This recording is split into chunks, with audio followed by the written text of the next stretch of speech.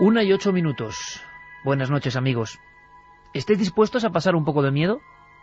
Ese es el planteamiento. Hacía tiempo que no lo sentíamos, pero ¿sabéis? La radio es siempre sorpresa. Y es sorpresa porque cuando uno está pergeñando ciertos temas, han pasado muchas cosas esta semana que tienen que ver con la genética, impresionante lo que se ha descubierto. Hay historias de arqueología también alucinantes que tenéis que conocer. Y estábamos nosotros, bueno, pues haciendo el pequeño gran puzzle de cada semana. Pero de pronto nos llegó una familia que pedía ayuda. Todavía no podemos responderles, pero os voy a contar una cosa, y es que hacía mucho tiempo que a mí un caso, una historia y sobre todo unas voces no me ponían los pelos de punta. Ayer mismo estaba yo en mi despacho volviendo a revisar algunas de las voces que quiero poneros hoy. Y de verdad que, no sé, sentí algo como muy antiguo, como muy viejo. Un sonido peculiar para los que hemos escuchado tantas veces esa historia tan polémica y rara de la psicofonía. No podemos decir qué son, evidentemente.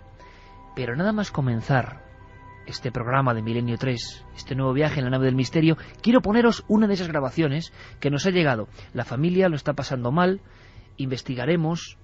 Yo creo que no hay que obsesionarse porque en estos casos, cuando en una casa empiezan a ocurrir cosas, evidentemente la percepción se amplía, la sensibilidad está a flor de piel, y una familia que lo pasa mal a veces incluso observa, escucha cosas donde no las hay. Pero lo curioso es que en el amplio archivo que han ido haciendo de su propio caso, pues hay cosas sumamente interesantes. Yo os voy a poner una de esas grabaciones. Se han obtenido en una casa cualquiera, de gente sencilla, normal, trabajadora en Córdoba. Y llevan un tiempo escuchando voces que parecen de niños. Pero allí no hay niños o niñas. Se escucha, yo creo, perfectamente, tanto que voy a pedir a nuestro compañero Noel Calero que en este momento concreto baje la música, pongamos la grabación que está repetida 3 veces, y yo quiero que vosotros de inmediato a las vías de contacto absolutamente habituales de Milenio 3 nos vayáis diciendo lo que escucháis, porque va a ser a partir de la segunda hora, justamente en la segunda hora, cuando abramos el expediente de este caso y podamos mostrar otras grabaciones. Ha sido el impacto fuerte el que nos ha producido esta historia, esta petición de ayuda, este caso que está ocurriendo ahora, que hemos decidido cambiar radicalmente nuestro primer tema y hablar de otra gente que la ha pasado muy mal enfrentándose quizá a lo sobrenatural. No hay que avergonzarse. Nosotros hablamos de todo tipo de temas que tienen que ver con el misterio, y lo presuntamente sobrenatural también está ahí. Esta familia grabó algo, pleno silencio, y se puede escuchar perfectamente una voz de una niña. Pero os lanzo el reto. Yo creo que es muy claro el contenido, pero a ver qué escucháis vosotros. Ahí va.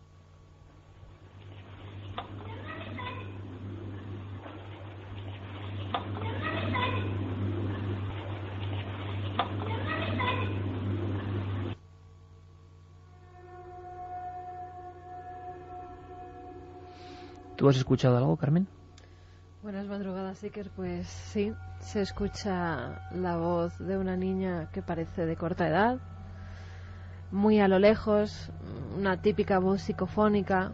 Pero con el tono y timbre que diría el profesor Germán de Argumosa, ¿eh? Sí, y además dice cosas que, como siempre o casi siempre en las psicofonías, no son nada agradables. No me hagas daño.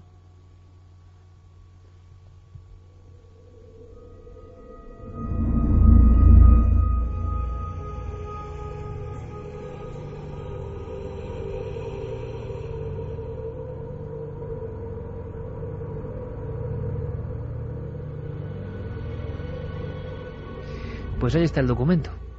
A ver qué entendéis vosotros. Pero tenemos más grabaciones. Han ido llegando porque había un archivo importante de unos 50 o 60 en diferentes momentos. Lo que ocurre es que podemos decir ya que la inmensa mayoría no son, creemos, sonidos fuera de lo natural. ¿Tú has escuchado, Santiago? Buenas noches. Buenas noches, Iker. La verdad es que la psicofonía es impresionante, pero yo no estoy tan seguro como Carmen. La verdad, se distingue muy bien una voz femenina, una voz de corta edad, pero la verdad es que no he sido capaz de distinguir qué palabras, que se nota que hay palabras y que hay sílabas, pero no he conseguido identificarlas. A lo mejor si la vamos poniendo un poco más, pues consigo enterar. Vamos a hacer una cosa, Santi, vamos a volver a escucharla y os cuento una cosa. Hay alguna grabación que a mí sí me ha sorprendido, que tendremos que analizar con prudencia y con paciencia, porque entra de lleno en lo que queremos comentaros esta noche, el asunto de las apariciones tan antiguas, ¿verdad?, tan compañeras del hombre desde el principio. Bueno, pues con los móviles, de forma aparentemente accidental, esta familia, ya bastante inquieta y a la que pedimos tranquilidad y sosiego, porque nunca el nerviosismo, ¿verdad?, lleva a ningún sitio, aunque es fácil decirlo cuando uno lo ve desde fuera, pero sí que es cierto que la sugestión, y más colectiva, suele ser mala compañera de la visión casi científica de estos hechos. Y es que hay una filmación con un móvil que a mí me ha sorprendido. Seguramente tiene explicación, pero es el cuarto de estudio de la niña, quiero que lo imaginéis. De una niña, bueno, de una joven, casi rozando la veintena. Y está girando en su habitación con el móvil, esa visión del móvil fragmentada casi, y se ve perfectamente bajo el escritorio, con los libros de estudio, con una lamparita, que se mete alguien. O sea, que hay una especie de sombra muy oscura, como agazapada, que está como ocultándose además, que está como escondiéndose. La visión simple, en apenas fragmentos de segundo, a mí me recordó a algunos casos célebres, ¿no?, donde otros testigos afirmaban que sentían que había alguien con ellos y que de pronto unas sombras un poco alargadas pues casi reptaban o se escondían en ciertos lugares. Esta filmación es curiosa. Seguiremos investigando y vamos a ver, casi en tiempo real podemos ir comentándoles más cosas. Si tenéis dudas, y abrimos los contactos, porque aquí cada uno interpreta, sí que es cierto que la voz de la niña es muy clara y que es esa voz como de fondo. No es una voz dicha al micrófono, es como si el aire arrastrase los vocablos. Vamos a volver a escucharla, Noel.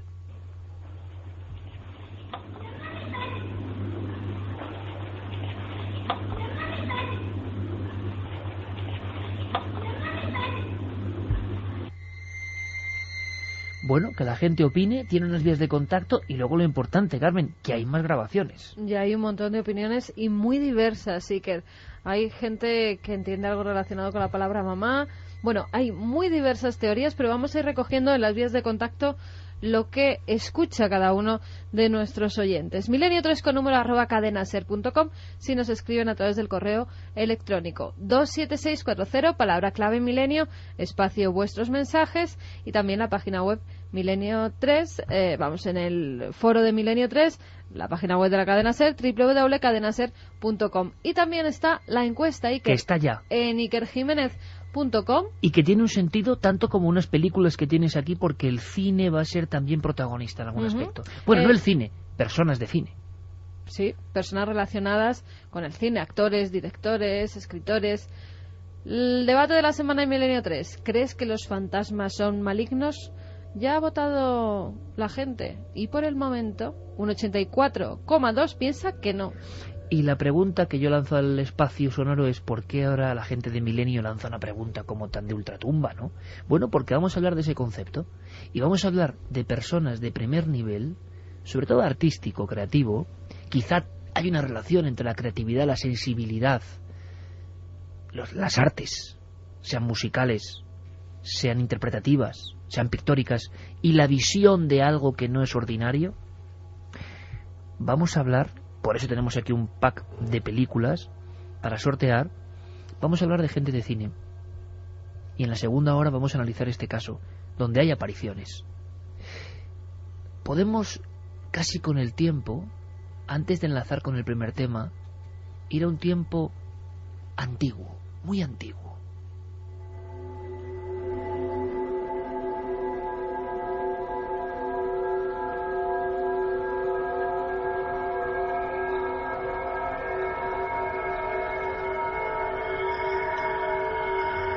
1:18. Gracias por incorporaros a este viaje. Fijaos, hay una sección en el programa de televisión Hermano a la que llamamos Vio un fantasma. Yo creo que era un salto un poco sin red, porque nosotros jamás renegamos de las cosas que nos gustan y que son interesantes y que han interesado al hombre no ahora sino desde siempre. Santiago Camacho fue el heraldo, y sigue siéndolo, de esos casos que sorprenden por la fama y en ocasiones, la mayoría, el prestigio que acompaña a personas que no son de nuestro país y que parece que hay menos rubor en contar que uno ha visto algo cuando está fuera de nuestras fronteras o en el mundo anglosajón. No tienen ningún reparo en contar que vieron quizá un fantasma. Pero Santi solo toca algunos casos. Y hemos pensado, cuando nos ha llegado este caso, que por qué no esta noche refrescar nuestra memoria colectiva con algunas historias. Pero viajando en el tiempo, nos encontramos con que las primeras crónicas, las más antiguas de la humanidad, y tengo el documento en la mano, hablan de un encuentro con un fantasma, y la presencia impone. Muchas veces os he hablado de la epopeya de Gilgamesh, un viaje en busca de la inmortalidad, un viaje a lo profundo del más allá hace 5000 años, en el mundo de Ur, en el mundo de las primeras ciudades, y cuentan que Gilgamesh, en mitad de la noche de la muerte, se encuentra a los espectros, se encuentra a Enkidu, se encuentra al fantasma, o lo que llamarán los griegos aparición, y está ahí como un fragmento del tiempo, como un insecto atrapado en ámbar, como una visión de dolor que no se escapa, que nos dice algo. Esta es la creencia que nace hace 5000 años, no en los libros ni en las revistas especializadas, hace 5000 años, pero yendo más allá, también en estas mismas noches en las que escuchaba esas voces que nos van a acompañar, me encontraba en una de las cuevas más oscuras y desconocidas del norte de Europa, del Paleolítico, Gonnersdorf. Hay muchas tablillas dibujadas con grabados como hacían los hombres de las cavernas. Hay una que le llaman el espectro. Tiene más de 20.000 años. Y una jauría, imaginaos amigos, de animales, de lo que parecen búfalos, algún que otro caballo, salen en estampida, salen como huyendo de la pared, de esa pared de roca arrancada y convertida en lienzo antiguo. ¿Y sabéis de qué huyen? De una especie de figura que está interpretada como la imagen arquetípica de un fantasma, el típico fantasma que todos tenemos en la mente hace 20.000 años, en una cueva del norte de Europa.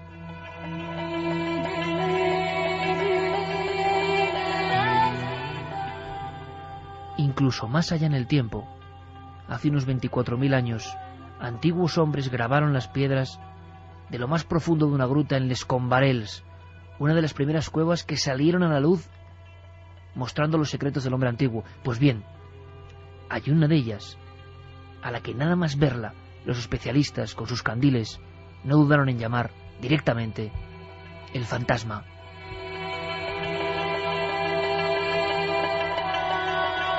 Y desde hace 25.000 años hasta ahora, el ser humano, antes de conocer la escritura, antes de dominar el agua o el cielo, ya sabía que el fantasma existía y se aparecía.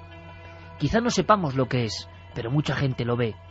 Nuestra misión esta noche, que recordéis y os impresionéis con testimonios de primera calidad. Empezamos con uno, con un actor de cine que se llama, Carmen... Se llama Keanu Reeves.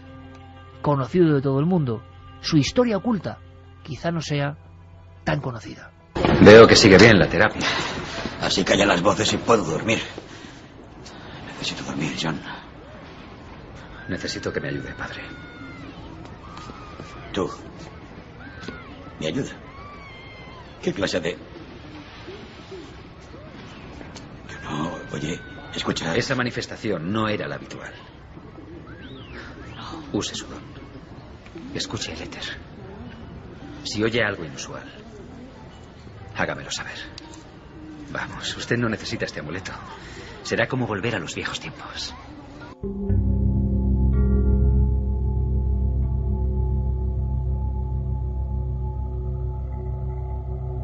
Primer expediente, primera sorpresa, gente importante que quizá por serlo, por ser iconos mundiales, no han tenido reparos en decir, sí, creo que yo vi un fantasma. Pues escuchábamos un fragmento de la película Constantine, y esta película es importante en la vida de Keanu Reeves porque justo cuando están en el estreno de la película es cuando él se decide a contar su verdadera historia de terror.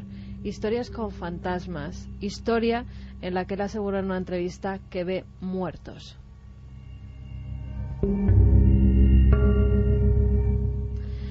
Keanu Reeves es un actor canadiense, aunque nace en el Líbano en 1964. Él había tenido una vida normal, su padre era originario de Hawái, le puso ese nombre Keanu porque significaba brisa fresca sobre las colinas. Su padre les abandona muy jóvenes, la madre y su hermana se van a vivir a Canadá, y es en Canadá cuando tiene su primera experiencia. Era una casa completamente normal, una casa bastante humilde. El abandono de su padre hace que la madre tenga que mantener a toda la familia. Keanu está en su casa, está jugando con su hermana en su habitación. Tienen una vecina que hace de niñera cuando son pequeñitos. Hay que decir que tan solo tenía 5 años, Iker. La hermana ya estaba durmiendo, la niñera estaba recogiendo la habitación, los juguetes, y él estaba sentado en la cama. Es entonces cuando tiene la primera experiencia fantasmal, Iker, que ha contado a todos los medios de comunicación americanos. Él dice que cuando está sentado, está mirando hacia la puerta y ve que algo empieza a atravesar esa madera. Es como una especie de masa blanca. Dice literalmente, no tiene cuerpo ni piernas, e inmediatamente traspasa toda la habitación delante de él y tal como ha aparecido, desaparece.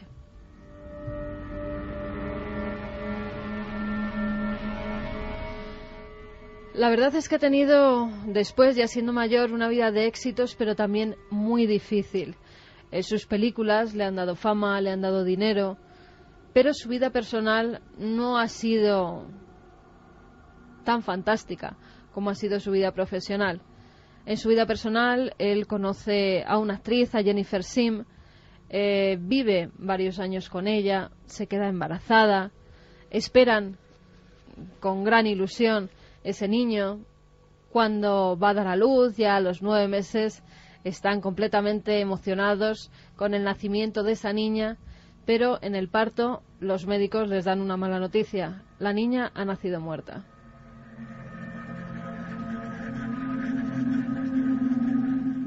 Caen en una gran depresión, tanto Keanu como Jennifer.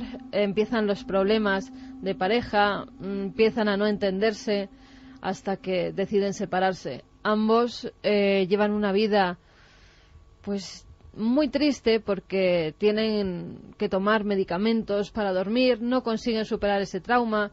Keanu Reeves incluso llega a jugarse la vida en la moto por las noches, aparecía por algunas calles de Nueva York con la moto, con las luces apagadas, a toda velocidad, para ver si un camión, un coche se lo llevaban por delante.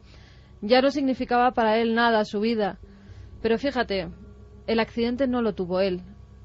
Un año después de perder a su hija, Jennifer Sim parece que ya había reanudado esa amistad con el que había sido su novio, y el 1 de abril de 2001 la prensa publica que se los ha visto juntos, que estaban comiendo tranquilamente, incluso que parecían felices. Parecía que por fin estaban recuperando su vida y su alegría. Pero el día 2 de abril, Keanu recibe una llamada. Es la madre de Jennifer. Esta ha tenido un accidente. Su Cherokee había dado varias vueltas de campana. Ella había salido lanzada por el cristal delantero del coche y había muerto en el acto. Keanu Reeves, desesperado, dice que no puede ser verdad. Incluso llama él mismo a los diferentes tanatorios para ver si el cuerpo está allí porque quiere verla. Se acerca y es cierto, ve el cuerpo de la que había sido casi su mujer, su novia y la madre de esa hija que nació muerta. Después de esta experiencia, al poco tiempo, ve que un personaje se materializa cuando están en pleno día en una comida en Texas con un amigo. Están comiendo tranquilamente, están charlando de cosas sin importancia y ve que de pronto una especie de figura femenina se materializa detrás de su amigo. Él cree que es una señal de otro mundo y que puede ser esa novia que perdió la vida en un trágico accidente.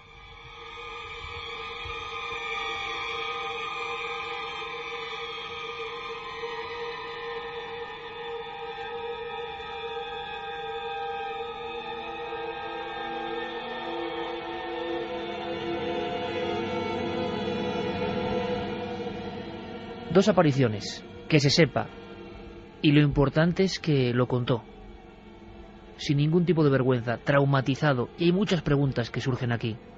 ¿Son los barbitúricos, los antidepresivos, sustancias que pueden catalizar mejor una realidad que no existe o existe solo en la mente, o no? Las muertes traumáticas, las vivencias tan intensas en gente tan sensible y tan especial, ¿estallan de alguna forma?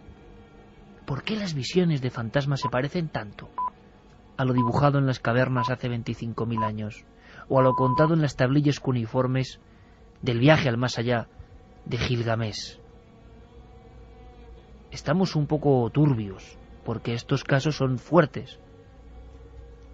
¿Por qué no ponemos un poco de música, iba a decir de música de un auténtico gentleman, de un hombre con mucha clase, quizá uno de esos que nunca imaginaríamos que pudo ver un fantasma?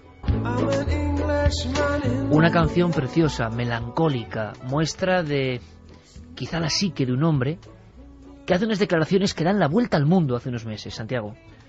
Pues sí, porque la verdad es que Sting, de quien estamos hablando, es un personaje que, aparte de ser un músico de una tremenda sensibilidad, actor también, incluso ha participado en musicales en Londres, tiene una relación curiosa con el mundo de lo paranormal o de lo oculto.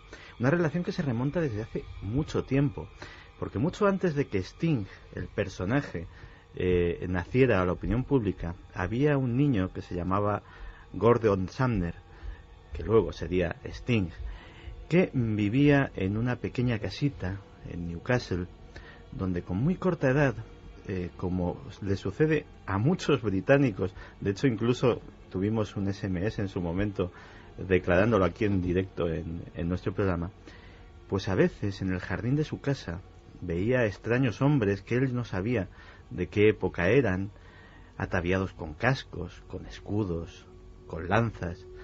Luego, cuando fue al colegio, supo que eran soldados romanos, o que era lo que parecían, y no sabía si achacarlo a algo de su fantasía infantil, o si realmente a esa corta edad pues ya tenía una sensibilidad especial, como dicen que tienen muchos niños, para ver lo que es invisible para los adultos. Pero bueno, pasaron los años, terminó la escuela, el niño Gordon se hizo profesor de educación física, tenía la música como hobby, y poco a poco ese hobby fue dejando paso a una profesión exitosa. Y esa profesión exitosa le llevó de esa pequeña casita en Newcastle a una lujosa casa en Highgate, en el norte de Londres, en una zona privilegiada de esa ciudad, donde empezaron a suceder cosas, y esto sí es lo que ha declarado públicamente. Es curioso porque la historia de lo que le sucede a Sting en su casa de Highgate se parece muchísimo, y los oyentes lo podrán comprobar, a la sucesión de acontecimientos de la famosa película Poltergeist. Y es que al llegar a esta casa, lo primero que empieza a notar, al principio piensa que es fruto del despiste, a veces, ya sabes, en las mudanzas se pierden cosas, pero luego con el paso de los meses siguió sucediendo, y es que objetos que claramente habían sido dejados conscientemente en un lugar desaparecían para no volver a ser vistos nunca. Nada valioso, un bolígrafo, un vaso, una prenda de vestir, Pero el misterio, el pequeño misterio, estaba ahí. El pequeño misterio fue haciéndose cada vez más grande cuando Sting parecía que había recuperado algo de esa sensibilidad de niño, porque cuando se acostaba por la noche, primero empezó a oír susurros. Luego, con el paso del tiempo, los susurros fueron siendo cada vez más fuertes y las palabras cada vez más reconocibles. Alguien, como en esa psicofonía que hemos oído hace un rato, le hablaba y él estaba despierto. A veces las palabras, cuando prendía la luz, continuaban durante unos segundos. No le dio más importancia porque pensaba que tal vez se trataba de, de estas sensaciones que tiene uno en el duermevela, de estos sueños, de este momento en el que uno no está ni enteramente despierto, ni enteramente dormido. Sin embargo, todo cambió cuando nació su hija. Los sucesos comenzaron y, sobre todo, sucedió uno que ya le despejó absolutamente toda duda de que en aquella casa pasaba algo que escapaba a su control. Una noche en que no había susurros, curiosamente, lo que hubo fueron gritos pidiendo auxilio. Era su hija. Salían de la habitación de su hija. Como todo padre alarmado, se levantó corriendo, abrió la puerta y la escena que tenía ante sus ojos era digna precisamente de esa película. La habitación de la niña había sido decorado pues con todo el amor que los padres ponen en estas cosas. Y a Sting le gustaban los móviles, los juguetitos estos que se cuelgan del techo y que tienen piezas que flotan y que también le agradan mucho a los niños. Había varios en la habitación. Aquellos móviles estaban girando enloquecidos, como si tuvieran un motor que los impulsaba a toda velocidad. La niña se había dado cuenta y estaba asustada porque, a pesar de que apenas podía hablar, se daba cuenta de que aquello era antinatural. Por supuesto, la primera idea racional que se le ocurrió fue mirar la ventana, una corriente de aire. Estaba todo cerrado. Así que sacó a su hija de la cuna, se la llevó en brazos, cerró la puerta y tomó una decisión. Una decisión curiosa, al menos para nosotros, pero a lo mejor no tan curiosa si eres un inglés de pura cepa y has mamado estas historias desde pequeño. Y es que recurrió a un grupo de cazafantasmas profesionales, llamémoslo así, de parapsicólogos. Supongo que parecidos a nuestro grupo EPTA o a otros por el estilo que han circulado por nuestro país. Y el caso es que algo de éxito debieron de tener, porque efectivamente lo que relata Sting es que tras la intervención de este grupo de parapsicólogos, la casa quedó tranquila, las cosas dejaron de perderse, los susurros se callaron y los juguetes no se movieron más que para hacer reír a la niña. 1:37. Vías abiertas 27640, palabra clave milenio, para contarnos vuestras experiencias, vuestra opinión sobre las voces. La investigación comienza en la segunda hora de esas otras voces, algunas yo creo que bastante impresionantes. También en milenio3@cadenaser.com y en la web de la cadena SER. Estoy acordándome ahora e incorporo otro caso a la limón antes de que Carmen nos cuente otra historia de una célebre actriz cuyo suceso ya podemos definir casi como grave. Pero cuando Santiago Camacho estaba hablando de esa zona de Londres, me acuerdo perfectamente cómo un verano coincidimos con un gran deportista español. Acabó de jugar una final de la Copa de Europa. Guardameta de todos conocidos del equipo del Arsenal de Londres, Almunia. Y como él luego hizo declaraciones, y nosotros desde luego mantuvimos el secreto profesional a ultranza, podemos contar algunos detalles de uno de los casos que de verdad ponen los pelos de punta, la carne de gallina. ¿Por qué? por una simple descripción, por una simple diapositiva y por cómo te lo cuentan. Seguidores del programa, personas curiosas, pero que jamás se habían encontrado con lo extraño. Almunia y su esposa, su joven esposa. Estuvimos varios días con ellos y rápidamente nos contaron, como nos ha ocurrido ahora con este caso de Córdoba, no voy a decir con angustia, pero sí con cierta preocupación, algo que ellos habían vivido en una de esas casas, de esa zona de Londres, adinerada. Estamos hablando de la élite del fútbol mundial. No se sienten cómodos en la casa, y eso ocurre en todos los casos clásicos, e incluso el cine nos ha mostrado en historias como Al final de la escalera. Alguien llega a una casa y a pesar del buen aspecto hay algo que hace recelar a la persona. Es como si el alma profunda de un lugar no conecta bien con el alma profunda de la persona que va a estar allí. Hay como una ruptura inicial. La vida transcurre normal, viejas casas palacetes reformadas. Lo que no les habían contado en el club es qué es lo que eran esas casas antes. Una noche, y tengo el testimonio perfectamente grabado a fuego en la mente, con una cara de terror, y estábamos en pleno día en un lugar soleado, tomando tranquilamente un café, mirando al mar los cuatro, y la cara de terror de aquella chica la sigo viendo, Cuando se decide por fin a contarme la historia, no es cuestión de haber visto algo, haber percibido algo, haber creído que algo pasaba o cruzaba por la estancia. No, una noche, meses después de haber llegado a instalarse en ese palacete antiguo, con todo el lujo, están la pareja durmiendo. Es plena madrugada, por ejemplo, ahora a las 2 menos 20 de la mañana.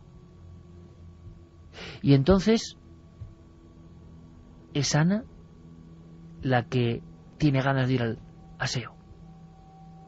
Se levanta, ni siquiera enciende las luces y enciende la luz del baño. Y estoy recordando exactamente cómo me lo contaba. Al encender la luz del baño y con el espejo de enfrente, ve perfectamente en el reflejo todo el entorno de la habitación que queda a su espalda. Y entonces se fija en algo. Y es que junto a su marido, apoyada en la cama, hay una figura. No es una visión, es una figura que parece física, que está sentada, dándoles la espalda, encorvada, con una especie de capazo o de manta que lo cubre, como si fuese un mendigo que se protege del frío, sentado físicamente en la cama, junto al cuerpo, inerte, dormido, inconsciente, un cuerpo de 1,90 de un gran deportista como es Almunia, el navarro Almunia. ¿Os imagináis el momento en que esa chica ve perfectamente en el espejo eso? Cuando se gira pensando que es lo que contaba Santiago Camacho ahora mismo. La ensoñación, el duermevela, cuando nos despertamos en plena noche y no sabemos qué hemos hecho realmente, a dónde hemos ido. Se gira y ve perfectamente la misma figura. Pero no solo eso, distingue que esa figura tiene algo en la mano. Tiene una especie o de candil, o de luz, o de farol, que proyecta incluso un poco de claridad. Es entonces cuando da un grito, cuando despierta a su marido y cuando aquello se disuelve. Ocurrió no muy lejos de la casa de Sting. ¿Qué era esa casa antes? Desde luego ellos investigaron sobre el pasado del propio domicilio. Era un hospital psiquiátrico. Un viejo hospital psiquiátrico reformado.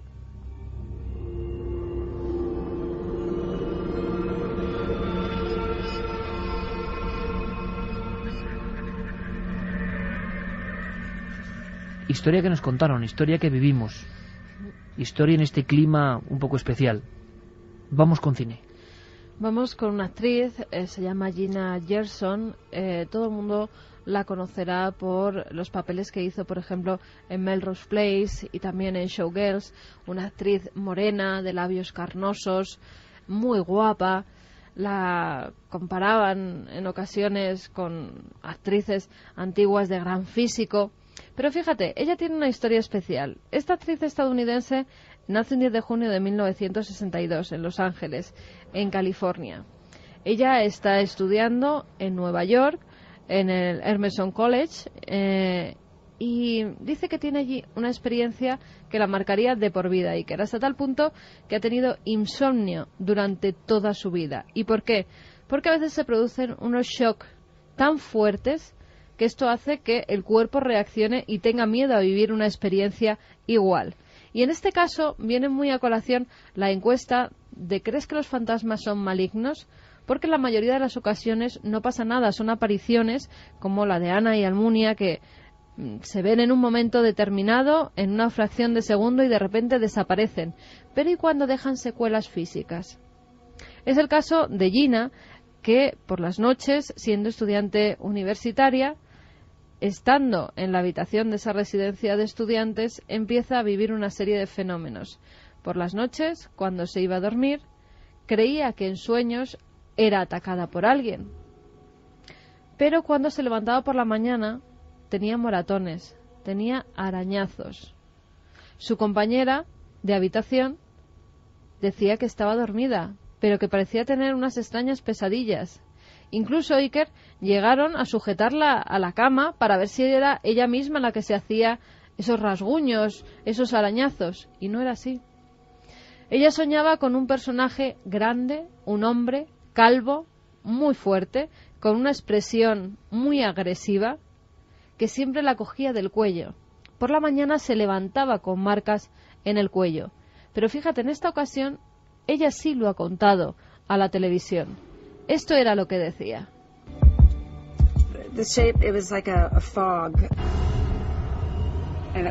La forma era como de una niebla y se movía. Me empujó hacia la cama e intenté mover mis manos y abrir la boca, pero no me dejaba abrirla.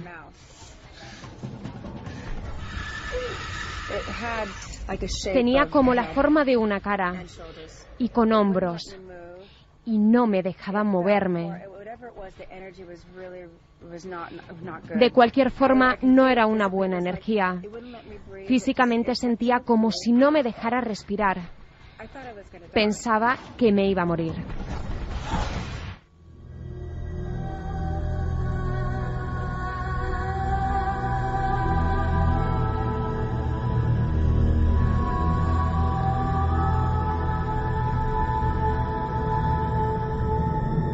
Una experiencia muy similar.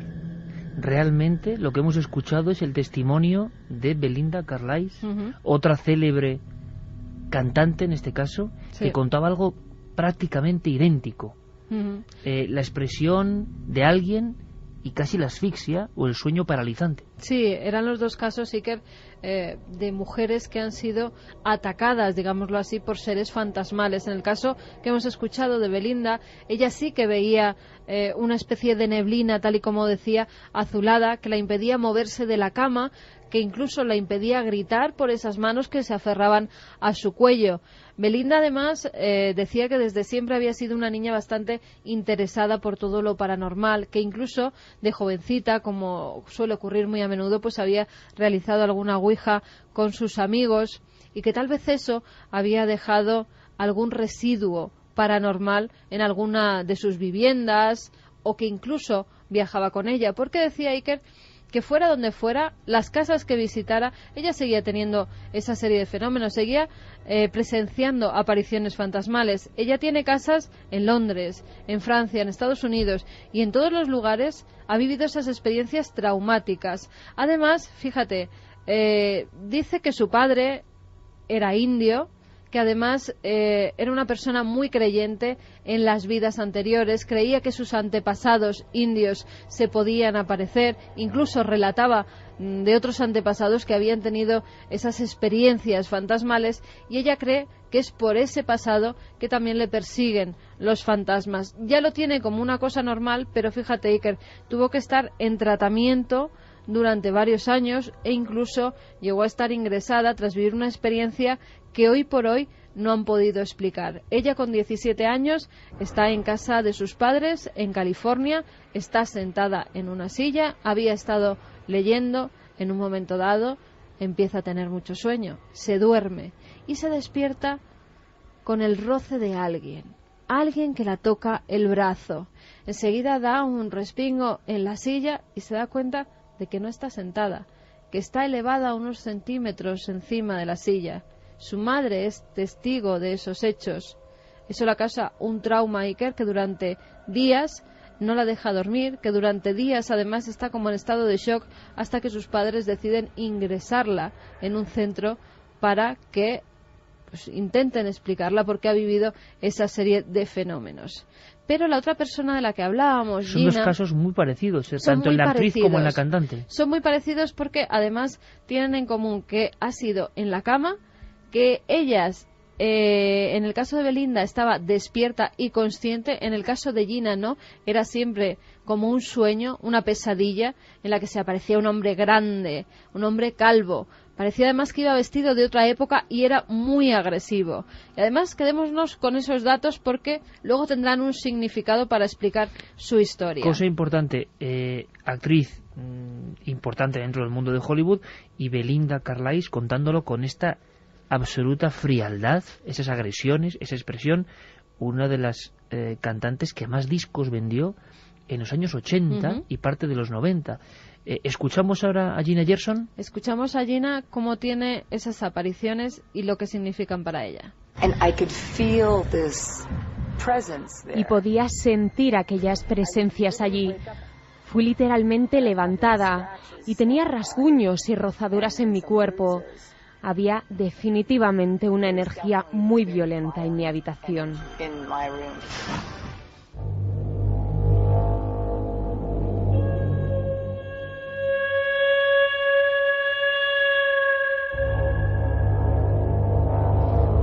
Pues Gina decide investigar. Cuando ocurren estas cosas, quieren saber por qué ocurren, si ese lugar ha tenido una historia. Si ese lugar, que en otra ocasión, en otros años, fue habitado por otras personas, si ha tenido algún suceso truculento dentro de esas paredes. Y sí que lo tenía. Ese edificio antiguamente había sido una casa de citas, una casa de prostitutas, donde la persona que cuidaba, entre comillas, a esas mujeres era un hombre grande, calvo, el mismo que se la representaba a ella en sueños. Un hombre que propinaba grandes palizas a esas mujeres que se ganaban la vida con su cuerpo y que dicen que incluso pudo matar a alguna.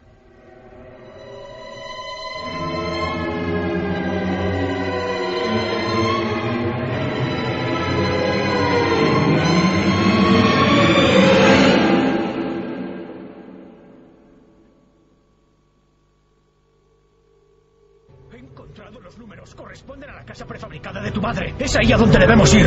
No me hagas esto, por favor. Ya sé lo que parece. ¿Quieres que vayamos al lugar donde se supone que pasará? ¿Estás loco? Tenemos que intentarlo, todos moriremos. Quedaos ahí, llego enseguida.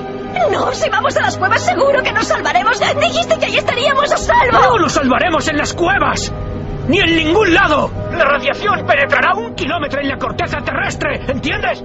Nuestra única oportunidad es ir a donde nos guían los números. No, allí es donde debemos ir. No pienso creerte.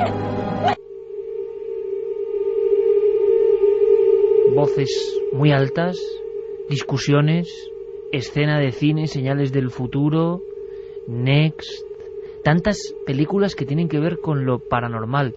Muchas personas nos han preguntado por qué esa conexión de lo misterioso, de lo sobrenatural, con uno de los actores y de las voces dobladas al castellano sigue siendo igual de reconocible, de Nicolas Cage. Nicolas Cage tuvo una experiencia traumática en otra casa de leyenda. Hizo como un desafío a la propia leyenda. Sí, porque Nicolas Cage está saliendo últimamente mucho en el programa. Apenas hace unas semanas hablábamos de sus intereses por el cine de Murnau, por la masonería, por determinados temas. Pero es que yo creo que a veces sucede que un encuentro con lo desconocido impacta tanto, deja tantas incógnitas en la mente de una persona que uno va buscando respuestas allá donde puede.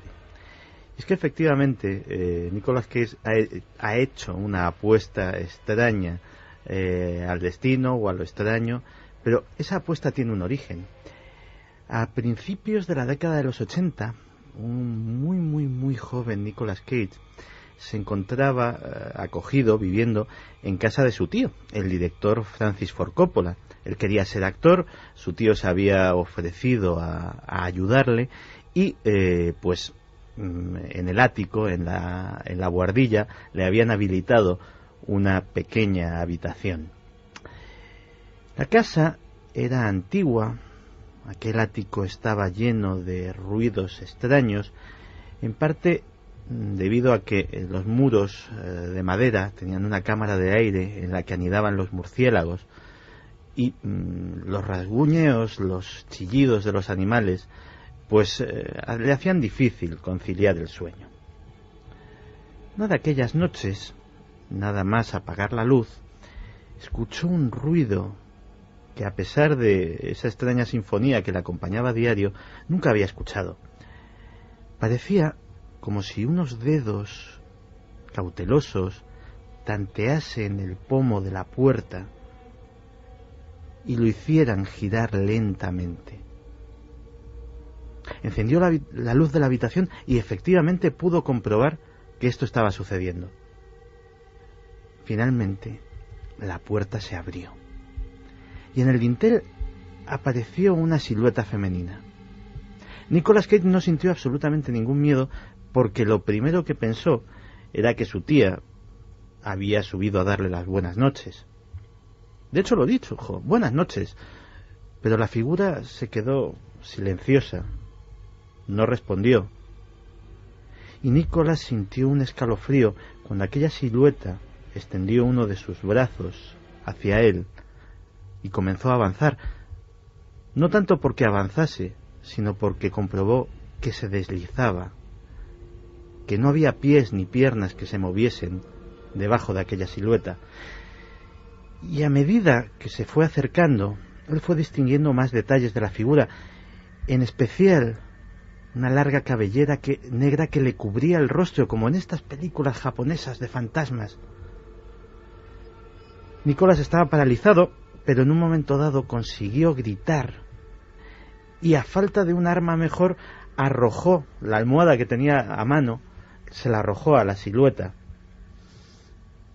La almohada atravesó limpiamente aquella forma, pero aquella precaria defensa algún tipo de efecto debió de tener, porque la figura comenzó a desvanecerse lentamente en el aire ante los atónitos ojos del joven. Por supuesto, esa misma noche, sin atender ni a ruegos ni a peticiones, Nicolas Cage abandonó definitivamente la casa de su tío. Sin embargo, como te decía antes, pues algo quedó.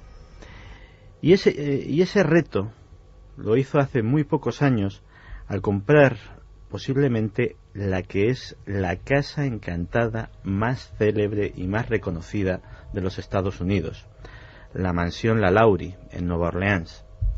Para los que no conozcan la historia, y la contamos en su día en Cuarto Milenio, se trata de un lugar donde en plena época de la esclavitud un médico demente cometió atrocidades inimaginables contra los esclavos negros: torturas, mutilaciones, disecciones sin anestesia. Y bueno, desde entonces, con ese terrorífico pasado, se dice que en su interior se ven formas, se escuchan voces, suceden cosas extrañas. Así que Nicolas Cage, no sé si para vencer ese desafío, compró la casa, pero lo cierto es que ni el actor ni su familia han sido capaces de pasar una sola noche entera en su interior. Tampoco han respondido a qué es lo que han visto o han dejado de ver. Ha habido varias intentonas, todas ellas infructuosas. Y finalmente fue puesta a la venta un año después de ser adquirida. Y a día de hoy, y lleva ya muchos meses a disposición del público, todavía no ha sido comprada por nadie.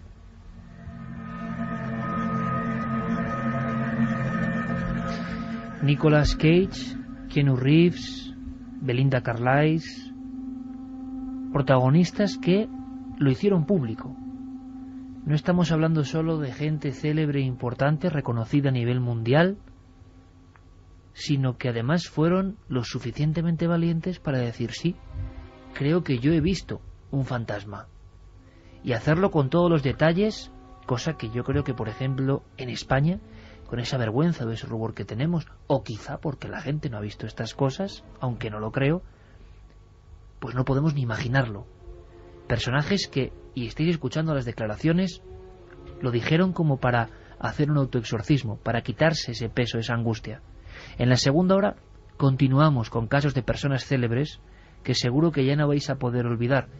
La cara oculta de estos ídolos, sus encuentros con lo luminoso, lo extraño, quizá con un fantasma, y abrimos también nuestro capítulo de investigación de un caso que está ocurriendo ahora mismo.